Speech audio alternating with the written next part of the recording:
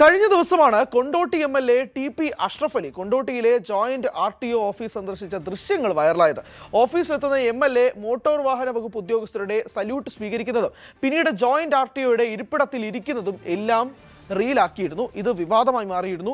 എന്തിനാണ് എം.എൽ.എക്ക് യൂണിഫോമിലുള്ള ഉദ്യോഗസ്ഥർ സല്യൂട്ട് നൽകുന്നതെന്നും ജോയിന്റ് ആർ.ടി.ഒയുടെ ഇരിപ്പിടത്തിൽ എം.എൽ.എ. ഇരിക്കുന്നത് ശരിയാണോ എന്നൊക്കെയുള്ള ചോദ്യങ്ങൾ ഒപ്പം ട്രോളുകളും സമൂഹ മാധ്യമങ്ങളിൽ നിറഞ്ഞിരുന്നു. അതിനെല്ലാം മറുപടി നൽകിയിരിക്കുകയാണ് TP. Ashraf Ali MLA. Cyber സഖാക്കളാണ് വിവാദമുണ്ടാക്കിയത്. ഉദ്യോഗസ്ഥർ തന്നെ ജോയിന്റ് ആർ.ടി.ഒയുടെ ഇരിപ്പിടത്തിൽ നിർബന്ധിച്ച് ഇരുത്തുകയായിരുന്നു.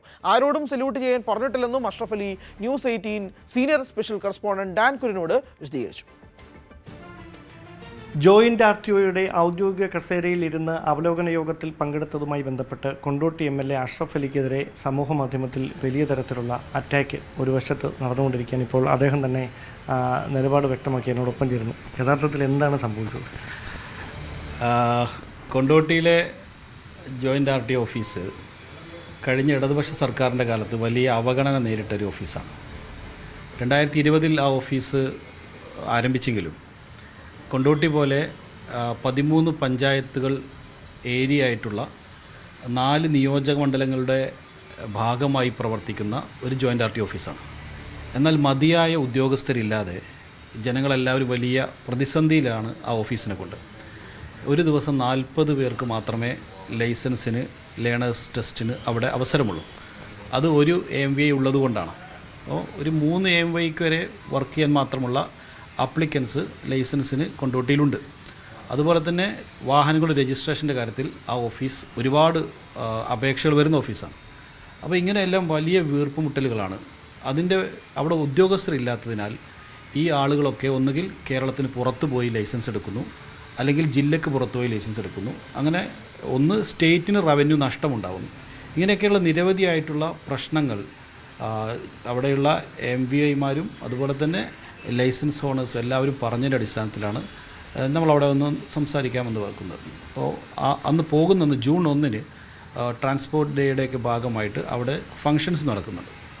ഞാൻ പ്രവേശനോത്സവം കഴിഞ്ഞതിന് ശേഷം നേരെ ആ ഓഫീസിലേക്ക് ചെല്ലുകയാണ്. അപ്പോൾ ഇവർ നമ്മളെ റിസീവ് ചെയ്യുന്നുണ്ട്. പിന്നെ നടക്കുന്നതൊക്കെ അവരുടെ തീരുമാനങ്ങൾ പ്രകാരമുള്ള കാര്യങ്ങളാണ്. ഞാൻ ആരെയും സല്യൂട്ട് അടിപ്പിക്കാൻ നിർത്തിയിട്ടില്ല. അതൊക്കെ ഓഫീസേഴ്സ് സ്വമേധയാ ചെയ്തതാണ്. അവർ ബൊക്കെ തന്ന് സ്വീകരിക്കുന്നു, അവർ സല്യൂട്ട് അടിക്കുന്നു.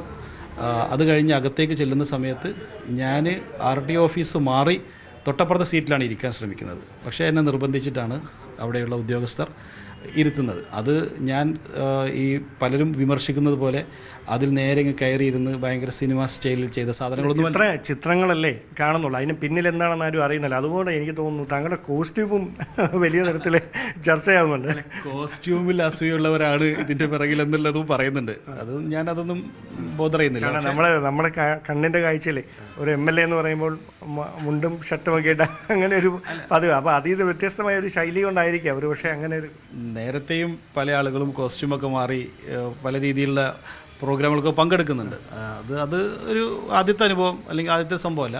പക്ഷേ എന്നിരുന്നാലും ആളുകൾക്ക് എന്തോ ആ ഒരു രീതിയിൽ അതിനൊരു വിമർശനമുണ്ട് എന്നുള്ളതും സാമൂഹ്യ മാധ്യമങ്ങളിൽ നിന്ന് കണ്ടുകൊണ്ടിരിക്കും. അത് പ്രധാനമായി ഇതിനെല്ലാത്തിൻ്റെയും പിറകിൽ സൈബർ സഖാക്കളാണ്. അവർക്ക് ഇപ്പോൾ പിണറായി വിജയൻ്റെ സർക്കാർ തകർന്നടിഞ്ഞതിന് ശേഷം പിന്നീട് ഒന്ന് ഉയർത്തെഴുന്നേൽക്കാൻ ഒരു പിടിവള്ളി നോക്കി നടക്കുന്ന സമയത്ത് കിട്ടിയ ഒന്നായിട്ടാണ് അവരിതിനെ കണ്ടുകൊണ്ടിരിക്കുന്നത്. അപ്പോൾ എന്നെ സംബന്ധിച്ചിടത്തോളം ഞാൻ അവിടുത്തെ ജനങ്ങളുടെ ഏറ്റവും പ്രധാനപ്പെട്ട വിഷയം പരിഹരിക്കാൻ വേണ്ടി പോയ ആളുകളാണ്. അതിനോട് 100% അനുകൂലമായിട്ടാണ് ആ ഓഫീസിലെല്ലാവരും എന്നോട് പ്രതികരിച്ചിട്ടുള്ളത്. ഇപ്പോൾ ജോയിൻ്റ് ആർ.ടി.ഒ ഉൾപ്പെടെയുള്ള ആളുകൾ അവിടെ കൂടുതൽ സ്റ്റാഫുകളെ വേണം, അവിടെ ക്ലർക്കുമാരുടെ എണ്ണത്തിൻ്റെ കുറവ്, സൂപ്രണ്ടിൻ്റെ ജോലി ഭാരം, ഇങ്ങനെ ഒരുപാട് വിഷയങ്ങൾ എൻ്റെ മുന്നിൽ അവതരിപ്പിച്ചു. ഞാനതെല്ലാം വളരെ ശ്രദ്ധാപൂർവം കേട്ടു. അതിനുശേഷം ഞാൻ മിനിസ്റ്ററുമായി ചർച്ച നടത്തി. ട്രാൻസ്പോർട്ട് കമ്മീഷണർ ഓഫീസുമായി ബന്ധപ്പെട്ട് വളരെ വേഗത്തിൽ അതിന് പരിഹാരങ്ങളിലേക്ക് നീങ്ങിക്കൊണ്ടിരിക്കുകയാണ്. അതിനുശേഷം നിരവധിയായിട്ടുള്ള സാധാരണക്കാർ ആ ഓഫീസിൽ അവരുടെ പല ഫയലുകളും പെൻഡിങ് ആകുന്നതിനെക്കുറിച്ച് എന്നെ വിളിച്ച് പറഞ്ഞു. ഉടൻ തന്നെ വിളിച്ച് 3-4 കേസ് ഈ അടുത്ത് അതിന് പരിഹാരമാക്കാനും സാധിച്ചിട്ടുണ്ട്. അപ്പോൾ നമ്മളുടെ ഇടപെടൽ മൂലം ജനങ്ങൾക്ക് ഒരുപാട് രീതിയിലുള്ള പ്രശ്നപരിഹാരത്തിൻ്റെ വഴി തുറന്നിട്ടുണ്ട്. മാത്രമല്ല പൂർണ്ണാർത്ഥത്തിൽ ഒരു ജോയിൻ്റ് ആർ ടി ഓഫീസ് കൊണ്ടോട്ടിയിൽ വരുമ്പോൾ ആളുകൾ എന്താണോ പ്രതീക്ഷിച്ചിട്ടുള്ളത് ആ ഒരു ഔട്ട്പുട്ട് ആ ഓഫീസിൽ നിന്ന് കിട്ടുന്ന രൂപത്തിലേക്കുള്ള ഒരു ഇടപെടലും ഒരു റിസൾട്ടും തീർച്ചയായിട്ടും വരും ദിവസങ്ങളിൽ ഉണ്ടാവുകയും ചെയ്യും. കോസ്റ്റ്യൂം മാറ്റുമോ വിമർശനങ്ങളുടെ പ്രശ്നം? അല്ല, കോസ്റ്റ്യൂം മാറ്റുക എന്ന് പറഞ്ഞാൽ ഒരു കോസ്റ്റ്യൂമിൽ തന്നെ എപ്പോഴും നിൽക്കേണ്ട കാര്യമല്ല. അത് സ്വാഭാവികമായിട്ടും ഒക്കേഷണലി പല അർത്ഥത്തിലുള്ള മാറ്റങ്ങൾ തീർച്ചയായിട്ടും സ്വാഭാവികമായിട്ടും ഉണ്ടാവും. ഞാനെന്നല്ല എല്ലാവരും മാറ്റിക്കൊണ്ടിരിക്കുന്നതാണ്. ഇപ്പോൾ നമ്മുടെ ഒരു CM പൂക്കി CM എന്നാണ് അദ്ദേഹത്തെ അറിയപ്പെടുന്നത്. അങ്ങനെ ഒരു CM ഉണ്ടാകുമെന്ന് നമുക്ക് നേരത്തെ സങ്കല്പിക്കാൻ കഴിയില്ല.